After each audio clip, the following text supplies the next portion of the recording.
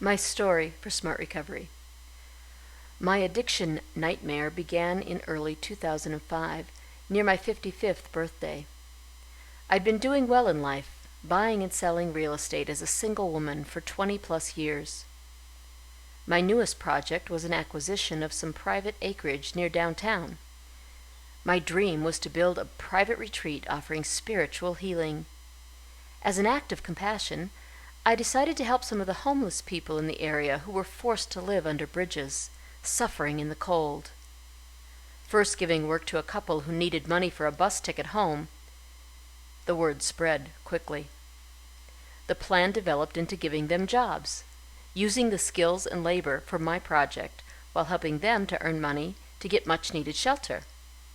Well, these new friends introduced me to crack cocaine. Before long, this project became one big continuous party. The lodge was finished and I kept refinancing with increasing equity. I was spending about $500 a day, every day, on crack for the next 3 years, until my mortgage got up to around $1 million and I couldn't borrow any more money. Not surprisingly, my friends all left. I was left all alone in this beautiful property with an overwhelming addiction that I could not control. I was constantly robbed, beaten and left for dead, and encountered an attempted rape. I went on the run. I'd been in and out of jail, posting bond, with warrants for my arrest for DUIs, driving without a license, felony possessions of drug, and failure to appear in court. My family had little contact with me over that 3-year period, but now saw me on TV constantly, the mountain's most wanted criminal. I had admitted myself into a hospital behavior rehab program, but upon release, I kept going. Living mostly in my car until I landed in a crack motel in a big city. The few $1,000s I had left lasted only a few months. Then I spent my last $50 to go home and sell my property. Someone at the bus station recognized me.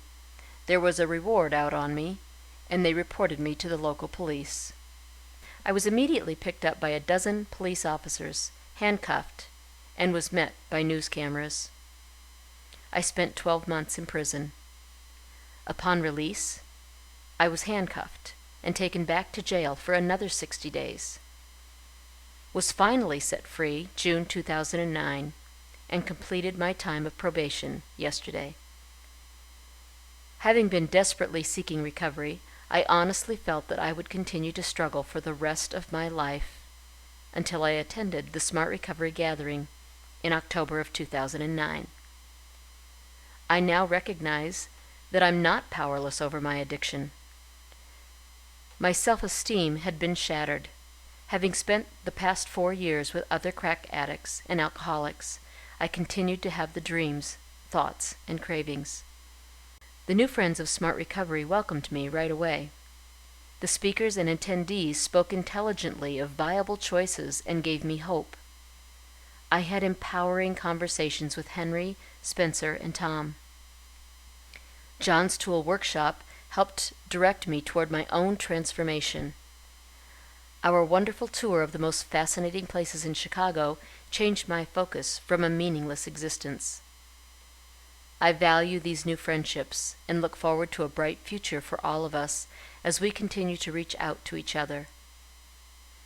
The overwhelming hurt that my son is an alcoholic motivates me to continue on this path for not only my sanity, but for those others who still suffer.